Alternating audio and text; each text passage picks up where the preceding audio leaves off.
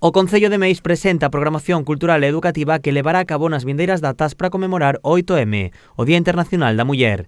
As actividades comezaron co concurso de cartéis nos centros educativos, cuxo gañadores foron os alumnos de infantil do CIP Armenteira. O propio día a conmemorar terá lugar a lectura do manifesto co alumnado do CPI de Mosteiro. O día 8 de marzo, como sabedes e como ven sendo habitual, imos ter a lectura do manifesto ás 12 da mañán no mercado de Abastos e vamos estar acompañados, ademais de por todas as persoas que nos acompañen, e fago un chamamento a todas as persoas do Concello, mulleres de dos distintos colectivos que tamén sempre nos están a acompañar, que estén con nós ese día, pero tamén nos van a acompañar 30 alumnos e alumnas do CPI. Esta mañá nos acaban de confirmar que van a subir camiñando a facer a lectura co Concello. O propio día pola tarde terá lugar un taller titulado Mulleres na Historia e na Diversidade. O día 12 celebrarase a obra de teatro A Cabaleira.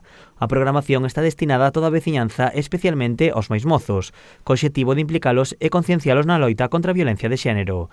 Precisamente para eles desenvolveránse diferentes exposicións e accións formativas nos centros educativos. Todos os centros do Concello, os tres, van a ter accións formativas na temática que máis se encaixe no seu plan de igualdade, pero neste caso hai dúas temáticas, unha é que vexo no YouTube e a outra é como empregar a linguaxe inclusiva. O Concello homenaxará este ano as entidades deportivas que traballan na igualdade no deporte.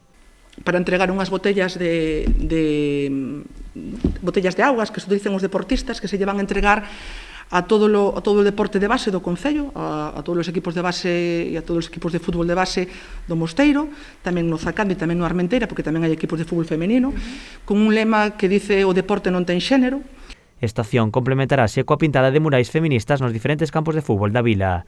A programación pecharase o día 13 cunha andaina solidaria. Vamos a facer toda a ruta do río Cañón, vai a ser como un recorrido circular, vai a pasar por Zacán, de Monte de Casa, e logo o peculiar desta andaina é que queríamos implicar a mulleres do Concello, e que mellor en esta época na que sabemos que están tendo moitísimas visitas que implicar as propietarias do Pazo da Saleta, que como sabedes é un xardín con especies únicas no mundo, que quixeron colaborar co Concello. Coa inscripción na andaina, o Concello pide unha colaboración de 3 euros, unhas doazóns que serán destinadas ao colectivo feminista de Pontevedra. Dende a asociación xa anunciaron que destinarán estes cartos a realizar unha campaña de concienciación contra a prostitución.